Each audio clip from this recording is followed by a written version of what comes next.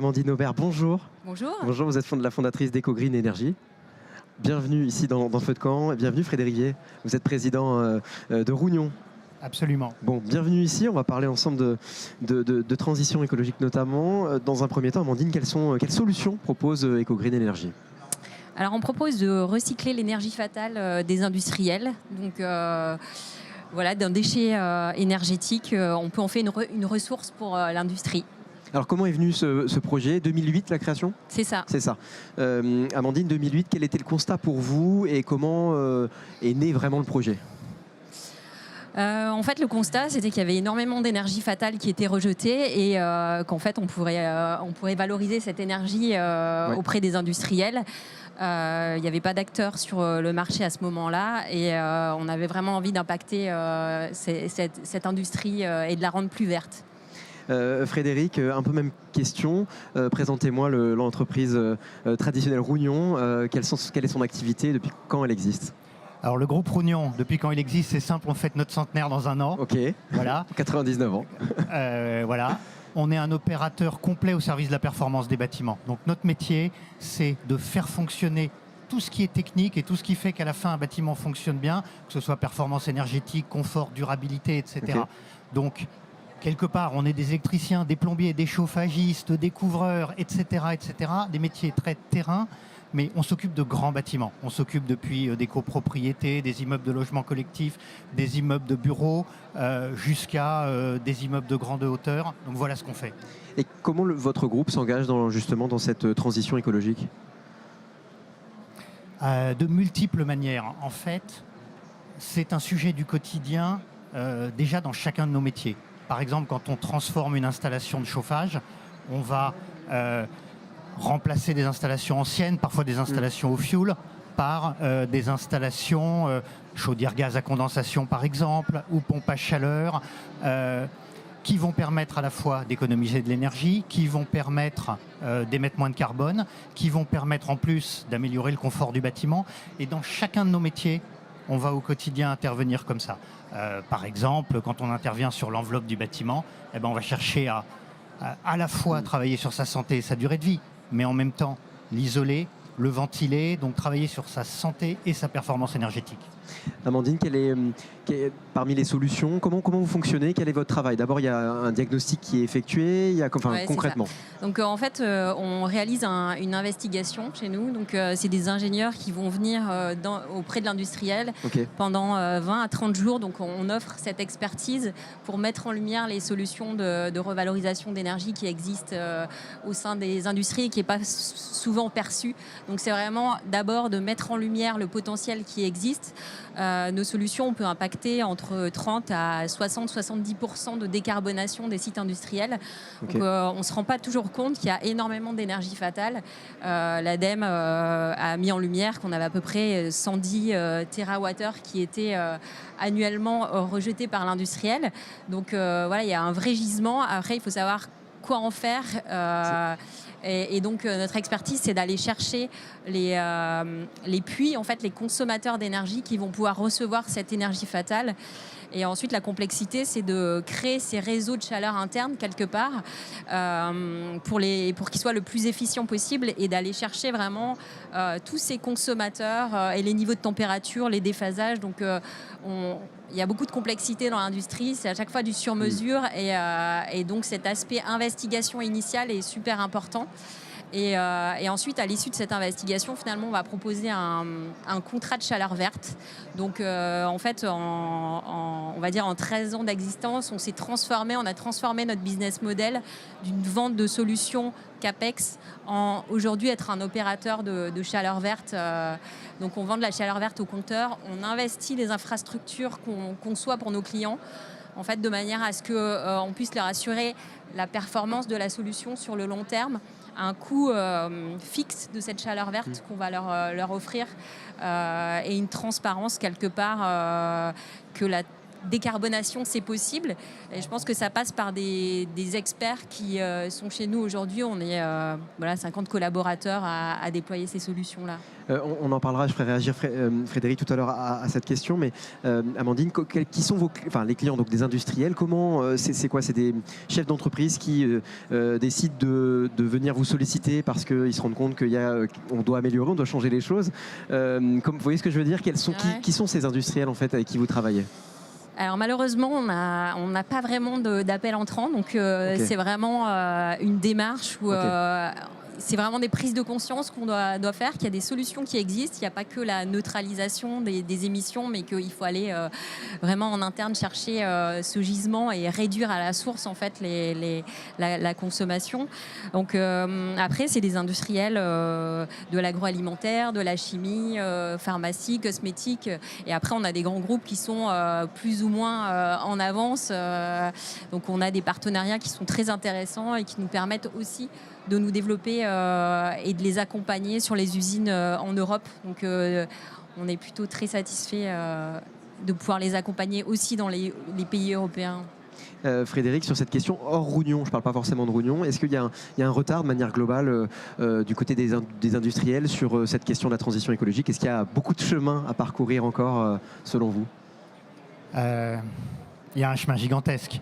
Alors, moi, je vais vous parler plus du monde du bâtiment, parce que c'est ça, à la fois les clients et le monde dans lequel on travaille du matin au soir. Oui, on a un chemin gigantesque, c'est-à-dire, il ne faut pas se leurrer, les choses bougent. On regarde, il y a 30 ans, il y a 60 ans, on était au charbon, puis on était au fioul, on est passé au gaz. Donc, si vous voulez, il ne faut pas être dans le fatalisme, que de transitions qui ont déjà été menées, qui ont déjà été réussies. Maintenant, on a là un exercice un peu différent à faire parce que ces transitions, elles ont été réalisées en quelque sorte un peu naturellement parce que arrivait une nouvelle énergie qui était hyper efficace, qui était simple à mettre en œuvre, qui était dispo au pied de l'immeuble comme ça avec une continuité, etc. Pour un prix, même si en ce moment le gaz, tout le monde va dire qu'il est très cher, mais pour un prix comparé aux bénéfices disponibles en ouvrant le robinet, formidable. Et là, nous avons une mutation à faire qui n'est pas mue juste pour nous rendre la vie plus facile. Elle est mue pour que ça se passe bien dans 30 ans, dans 50 ans, demain matin et pour nos gamins. Alors, comment on s'y prend? C'est ça la question. Évidemment, il y a à la fois des montagnes de mentalité à changer, mais je veux dire, ça passera par des choses très concrètes. Ça passera à la fois par beaucoup de convictions, un peu d'idéalisme parce qu'il va falloir déplacer des montagnes pour y aller. Mais ça ne suffit pas. Ça passera ensuite par beaucoup de compétences au plus près de chaque bâtiment, au plus près de chaque client pour creuser. Mais qu'est-ce qui est possible? Qu'est-ce qui est pertinent? Qu'est-ce qu'il faut faire maintenant? Qu'est-ce qu'il faut faire un peu plus tard? Sur le chauffage, sur l'éclairage, sur l'isolation de ce bâtiment.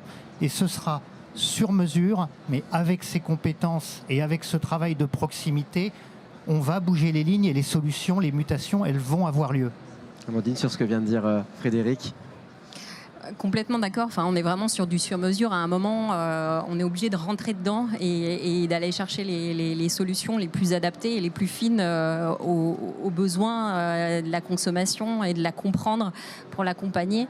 Après, ce qui est important aussi, c'est la réglementation et le prix des énergies. Alors, voilà, certains se plaignent que le gaz est trop cher, mais quelque part, un prix juste des énergies serait... c'est une des clés aussi pour aller plus loin dans la décarbonation, clairement. Les aides, c'est bien, mais si on donne un vrai prix aux énergies, les choses seront beaucoup plus simples et fluides, puisqu'elles seront naturellement rentables. Donc, je pense qu'il y a un effort de pédagogie à faire par rapport à ça qui est important. Vous avez fondé la société en 2008, assez tôt, par rapport à cette question qui prend beaucoup plus de place aujourd'hui. Est-ce que justement vous parlez finalement de mentalité, est-ce que ça évolue positivement? Est-ce que depuis 2008 vous sentez qu'aujourd'hui, ce que était en train de dire Frédéric finalement, qu'il y a quand même un élan qui se crée, et est-ce que vous le ressentez depuis 2008 finalement, où il y a eu je pense qu'au début, il y a une évolution entre le retour que vous avez de vos prospects ou clients entre 2008 et aujourd'hui quand même? Oui, clairement. En 2008, j'avais l'utopie de mes 30 ans, je crois, et je pensais qu'effectivement, avec les COP qui se déployaient, on allait avoir des réglementations et puis qu'on allait prendre conscience beaucoup plus rapidement. Ça a eu beaucoup de mal à se développer au niveau des mentalités industrielles. Donc on a attaqué l'angle de la rentabilité de nos solutions, parce qu'elles sont quand même rentables. Donc voilà, des TRI de 3 ans, c'est pas négligeable. Mais parfois, c'est pas suffisant. Clairement, le Covid, et je pense qu'il y a eu beaucoup de prises de conscience individuelles qui font que maintenant, dans les entreprises, c'est les personnes qui font bouger les choses. Et c'est les personnes engagées qui se retrouvent à des postes et qui ont vraiment envie maintenant d'aller plus loin et de passer à l'action. Donc, c'est hyper réjouissant de se rendre compte que maintenant, on va pouvoir vraiment déployer des choses, parce que c'est les convictions qui vont pousser, et plus que forcément la rentabilité, quoi. Et qui porte justement la politique de changement dans une entreprise? Le chef d'entreprise? Mais Frédéric? Bon, forcément le chef d'entreprise, mais pas que le chef d'entreprise. Évidemment, le chef d'entreprise, il est là pour avoir une vision, que cette vision, elle soit solide et elle soit pas juste, parce qu'il a rêvé à un truc un peu utopique. Il faut faire rejoindre l'utopie et la réalité. Mais ensuite, elle est portée à tous les niveaux, par toutes les équipes, d'une manière qui progresse, d'une manière qui évolue. Chacun est différent. Nous, on a d'ailleurs une très forte singularité au niveau de notre modèle entrepreneurial et managérial. Nous sommes extrêmement décentralisés. Notre entreprise est décentralisée. Ça veut dire qu'elle est constituée d'entreprises à taille humaine. Chacune, elle a des expertises très fortes. Les électriciens sont des électriciens. Les couvreurs sont des couvreurs. Personne prétend être un grand généraliste qui a réponse à tout. Et ces entreprises, elles sont dirigées par des patrons, par leurs hommes. Personne n'est un numéro, avec une très grande autonomie. Ensemble, avec l'intégralité des cadres et les 200 cadres qui sont le premier actionnaire du groupe, ensemble, cette collectivité fait grandir un collectif très fort, soudé par le contrôle du capital, soudé par un projet d'entreprise de long terme qui nous anime. Et donc, la vision, elle est portée par chacun avec ses regards différents, avec ses diversités, mais c'est ça qui donne de la puissance. C'est quoi les prochains objectifs pour EcoGreen Energy ?